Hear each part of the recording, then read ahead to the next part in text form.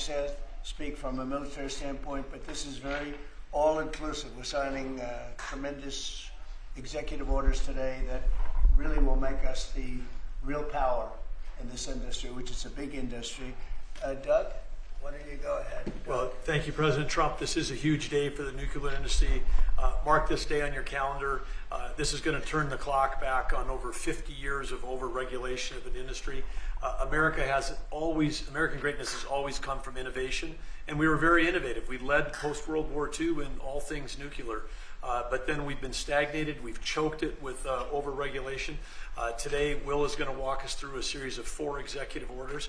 Each of these help attack separate issues that have held back this industry. And with us today, we've got a number of CEOs from the industry representing some of our largest nuclear providers, but also a big change. This is a time when capital and competition has finally come to this industry. We've got venture capital, we've got startups coming into all aspects of small modular nuclear, and we've also got an EO that's talking about the importance of us having a secure supply chain of being able to get that fuel load here in the United States as opposed from foreign sources. This has impacts on national security, on our defense, and again, President Trump here today has committed to energy dominance.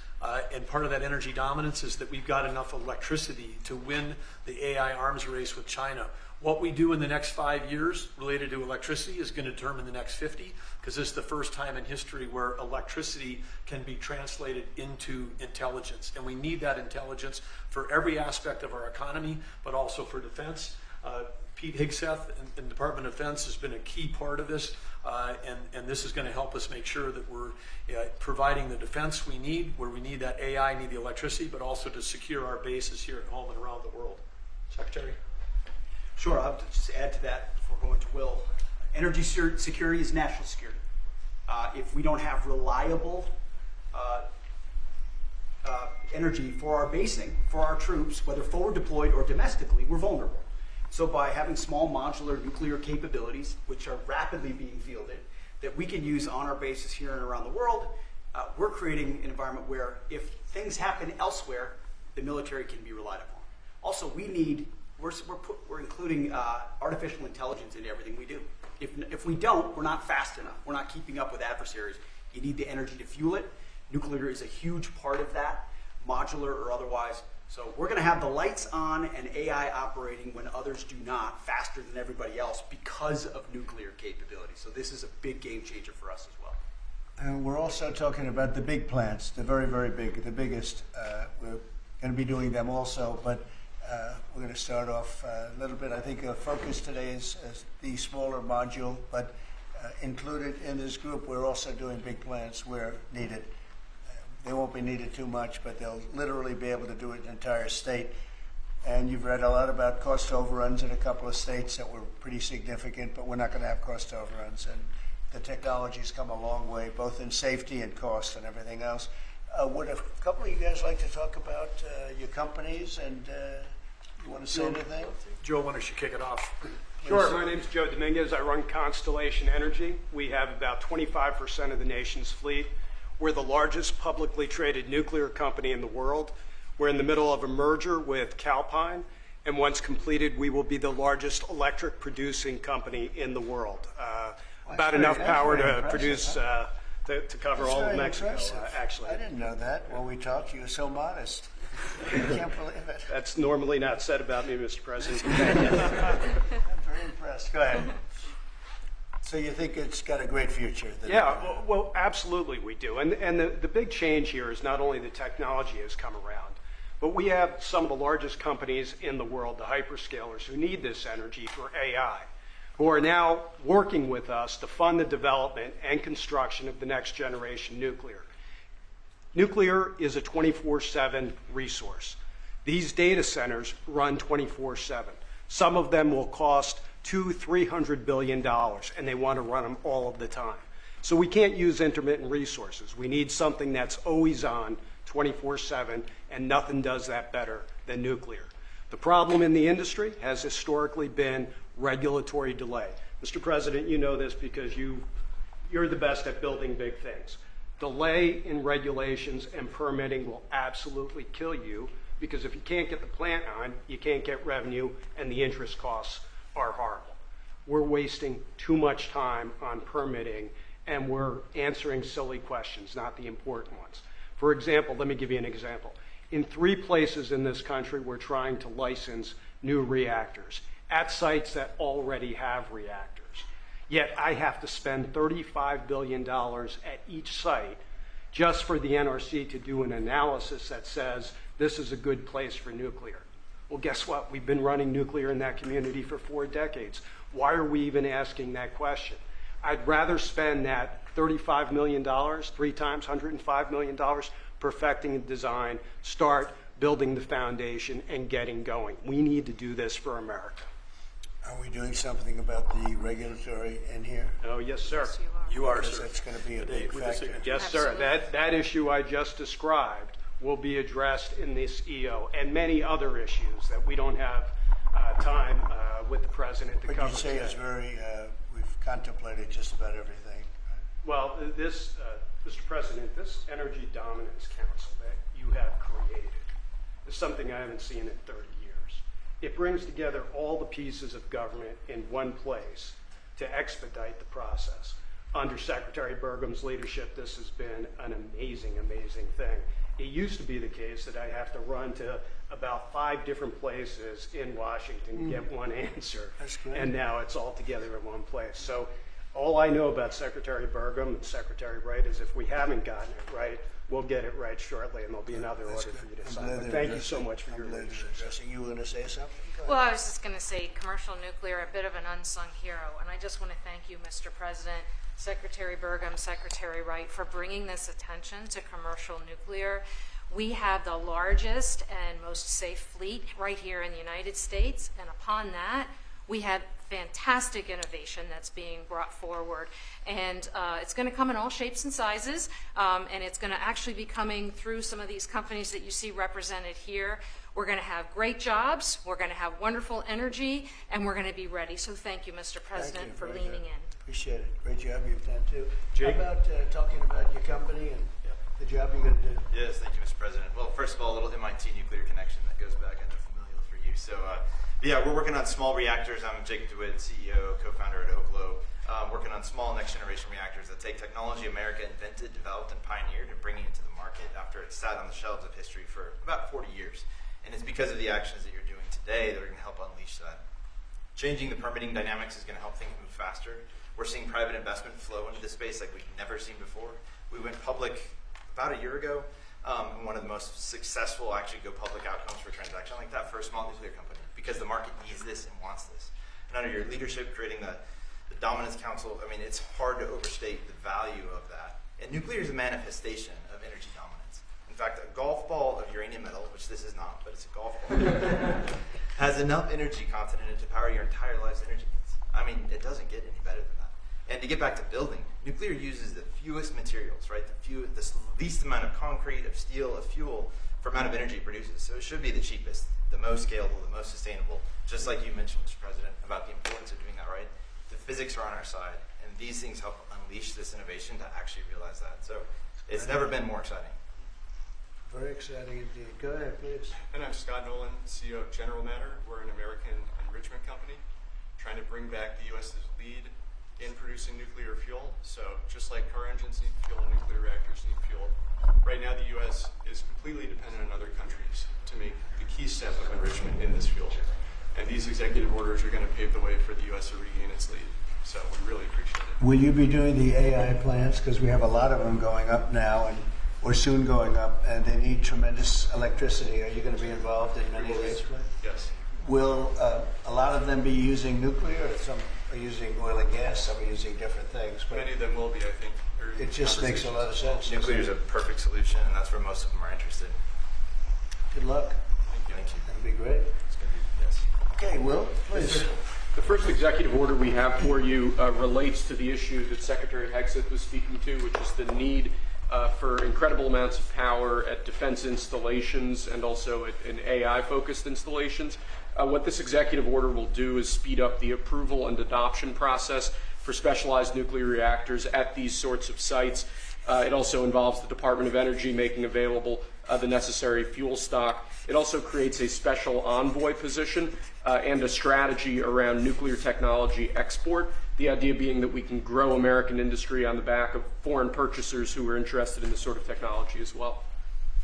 I'm just thinking, as you say that, I just said, what about auto pens? Could I use an auto pen? What did Biden do? Did he have an auto pen at the desk? Nuclear powered. No, he didn't do events like yeah, he used nuclear power. You know, he didn't do events like this, I guess. It's all right. Otherwise, you walk into the other side of the room, have an auto pen sign it, right? Here it is. It's phase one. Very big phase, very important phase.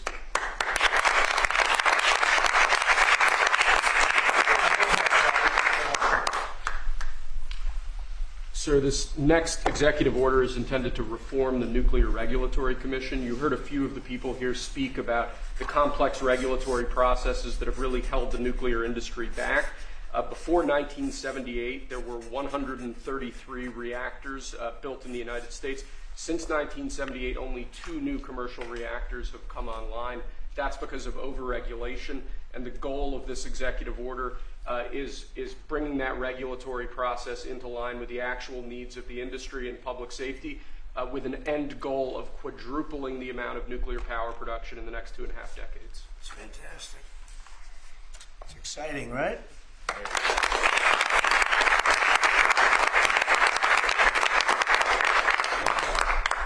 There you go. This next executive order relates to nuclear reactor testing, sir. The degree of overregulation and governmental inaction in this space in particular has had the effect of throttling development of new, highly modernized nuclear reactors that could really revolutionize the field of nuclear power generation. So this executive order, it orders a revised regulatory process to speed this whole process while preserving, obviously, core safety concerns. It also creates a new pilot program with an expectation that we will have 3 new experimental reactors online by July 4th next year. It's amazing. That's exciting.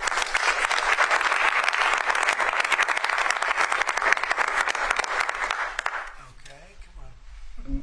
Lastly, sir, we have an executive order on reinvigorating the nuclear industrial base. There are a number of core issues here, including the issue with fuel feedstock that one of the speakers mentioned before. This executive order, among other actions, includes an invocation of the Defense Production Act in order to spur a closer collaboration with private industry to ensure that we have the fuel supplies we need for a modernized nuclear energy sector. In addition to that, it includes crucial provisions relating to the development of a nuclear energy sector workforce and a number of other key building blocks to the overall nuclear industry that we're trying to spur here. Great. Thank you.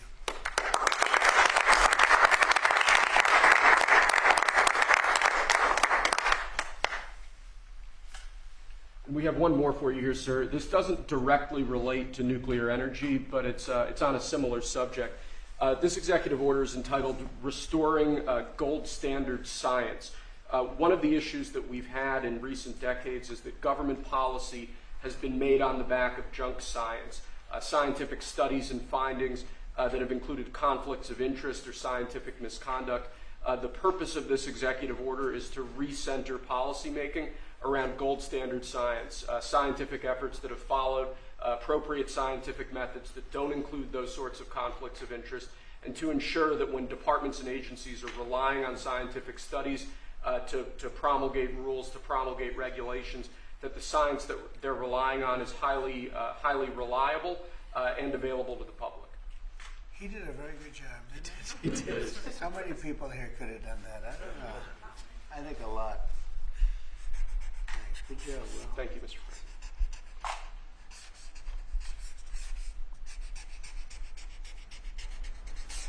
Is that it?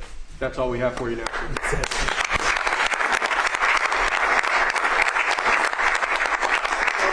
Do you have any questions for these brilliant people? They are brilliant people, actually. Mr.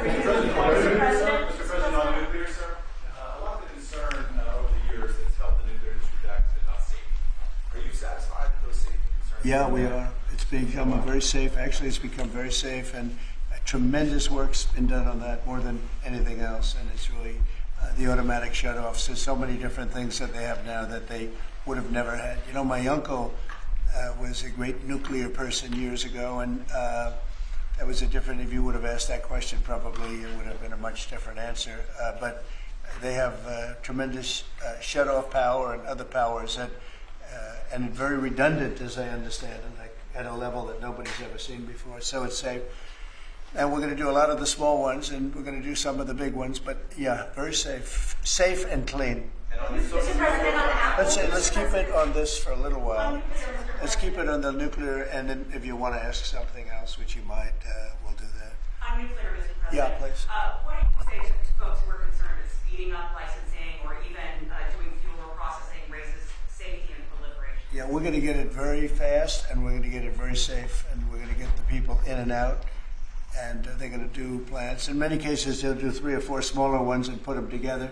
That's what France has done. France has done a good job of this for years, and they, as I understand it, they had basically one plan, and if they needed more, they'd do 3 or 4 or 5 of them. I don't know, we have to go that far, but you know, there's something about building one big one.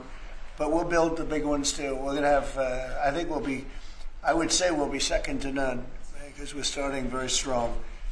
But it's time for nuclear, and we're going to do it very big. Yeah, please. Mr. President, what about the European Union? You said that negotiations are going nowhere. Where are the kind of points where they're slow moving? I've been saying to everybody, they've treated us very badly over the years. It was formed in order to hurt the United States, in order to take advantage of the United States, and they've done that. We have a big deficit with them. They sell millions and millions of cars, as you know, Mercedes and BMW and Volkswagen and many others, and we were essentially restricted from selling cars into the European Union, which is not nice.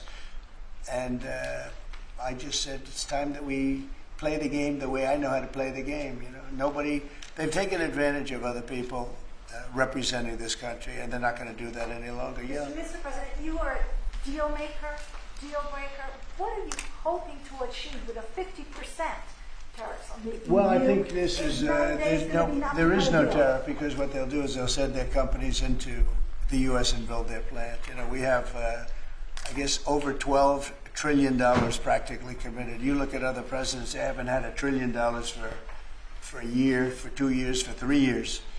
We have numbers. Nobody's ever seen numbers like we have. And if they build their plant here, then they have no tariff at all. Are you looking for a deal in 9 days? Will you be able to do that, sir? I'm not looking for a deal. I mean, we've set the deal. It's at 50%. But again, there is no tariff if they build their plant here. Now, if somebody comes in and wants to build a plant here, I can talk to them about a little bit of a delay. But, you know, while they're building their plant, which is something I think that would be appropriate, maybe, we'll determine that. Is there anything they can do, sir? Is there anything the EU can do? I don't know. We're going to see what happens. But right now it's going on June 1st. And that's the way it is. No, they haven't treated us properly. They haven't treated our country properly. They banded together to take advantage of us. And the people behind me know, because they had some of that with their industry. But generally, you know, we signed a great deal with United Kingdom. We have numerous other deals that are ready to be signed. We've signed a deal with China. We have some really amazing deals. But the European Union, I mean, the sole purpose was really not to hurt us, but to take advantage of us. And we're not going to be taking Mr. advantage. Mr. President, on Apple, you said this morning that if they don't make their iPhones in the U.S., you're going to hit them with a 25% tariff. Right. Do you have the power to tariff one single company? And why would you No, want to it'll hurt be an more. American company in that way? It would be more. It would be also Samsung and anybody that makes that product. Otherwise, it wouldn't be fair.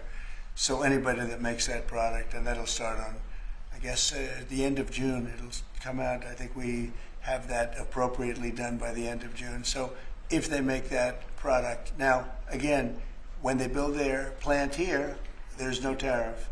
So they're going to be building plants here. But I had an understanding with him that he wouldn't be doing this. He said he's going to India to build plants. I said, that's okay to go to India, but you're not going to sell into here without tariffs. And that's the way it is. Yeah. Well, why would you hurt an American What makes company? you confident, sir, that Apple can build in the United States at a price that American consumers? Oh, they can. will pay? No, they can. That's And the a lot of it's so computerized now. These plants are amazing. if you look at them, but they can do that. And actually, as you know, Apple's coming in with $500 billion. So are the chip companies. We have all of the chip companies coming in. The biggest, $500 billion, $200 billion, $250 billion they're spending. But we're talking about the iPhone now, and the iPhone, if they're going to sell it in America, I want it to be built in the United States. They're able to do that. When you say that Walmart should eat the cost of the tariffs, is that an acknowledgement that it is U.S. companies that bear the brunt of tariffs, not foreign countries? Sometimes the country will eat it, sometimes Walmart will eat it, and sometimes there'll be something to pay, something extra. I've always been a fan, and I've always believed, and if you look, take a look at what I did 4 years ago. We had the greatest economy, and we had no inflation. Remember that. We had no inflation, and yet we had hundreds of billions of dollars of tariffs that I put on China, yet we had no inflation, we had no big cost differential. Oftentimes, and I don't like it when a department store, because they'll do a lot of business, but they announce record profits and everything else. They have to take out some of their profits or make a little bit less money. But I don't want the consumer. I don't want the consumer to pay. But why impose tariffs that you know are hurting American businesses? They're not hurting. They're helping because they're creating jobs in America. We're creating tremendous amounts of jobs in America like you've never seen.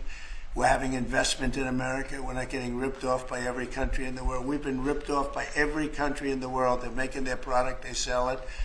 They don't give our people the jobs. They make them with other countries' jobs. And we will have something that nobody will ever see again, I think. I think we have a potential to do numbers that we never envisioned in the wildest year. Look at what's happening. 10 to 12 trillion dollars in literally a couple of months. It's nothing like that's ever happened. It's we're doing a very special thing. We want, if they're going to sell it here, generally speaking, not for all products. There's some products we don't want to make. And frankly, we're much better off getting them elsewhere. But for certain products, we want cars. We want to make cars. We don't want to have, and I like Canada very much, but we don't want to have Canada making our cars. We want to make our cars. Oh, it's a phone call. Do you mind? Hello? Okay, it's only a congressman. I'd let you know, actually. Mr. President, are you Yeah. considering stopping other universities from taking foreign students? It's a different congressman. They're all congratulating us. Yeah, it's lucky it is. Okay, let's go. Are you considering stopping other universities besides Harvard from accepting foreign Well, we're students? taking a look at a lot of things. And as you know, billions of dollars has been paid to Harvard. How ridiculous is that? Billions. And they have $52 billion as an endowment. They have $52 billion. And this country is paying billions and billions of dollars and then gives student loans, and they have to pay back the loans. So Harvard's going to have to change its ways. And so are some others. Mr. President, on that note, a lot of CEOs in the United States, big companies, are for it. What is that going to do? I'm fine with that. No, I'm fine with that. Competitive. No, Competitive. we want to do that. We're actually going to be doing something in the near future that's going to make it possible for people to come into this country and come in and have a road toward citizenship. And I think it'll be very exciting, but it's too soon to speak. You don't think that banning Why would you students? not want the best and brightest from around the world to I do. come to Harvard? I do, but a lot of the people need remedial math. Did you see that? Where the students can't add 2 and 2 and they go to Harvard. They want remedial math, and they're going to teach remedial math at Harvard. Now, wait a minute. So why would they get in? How can somebody that can't add or has very basic skills, how do they get into Harvard? Why are they there? And then you see those same people picketing and screaming at the United States and screaming at, they're anti-Semitic or they're something. We don't want troublemakers here. But how do people that can't, when Harvard comes out with a statement that they're going to teach some of their students remedial math, that's basic math, that's not the deal. Okay, and anymore? In the back? Are there other countries you're considering shortening the 90-day pause on tariffs for? And then are there specific steps you're looking for the EU to take? We do. Well, we have a lot of requests, and you don't have the people to handle it, frankly. Everybody wants to make a deal. I'm sure now the European Union wants to make a deal very badly, but they just they don't do it right. They don't go about it right. The other thing they do is they sue our companies all the time. You know, they have suits where their judges, I don't know if they're appointed by them, but they're definitely Europe-centric, and we're not going to stand for it. They won a $17 billion lawsuit for Apple, and I read that case, and that's not a case that should have been won. They're suing other of our companies. They use this as a weapon, but they use it really to raise funds for what they do. It's almost like a fundraising mechanism. So we add that to the fact that they do the non-monetary tariffs and lots of other trading, you would call them trading barriers. They don't take our cars. They don't take our agriculture. They don't take anything, but we take their cars by the millions. And therefore, they have the jobs, they get the money, and we get closed plants. It's not going to happen that way anymore. Thank you very much, everybody. Thank you, press. Thank you, press. Thank you, press. Thank you, press.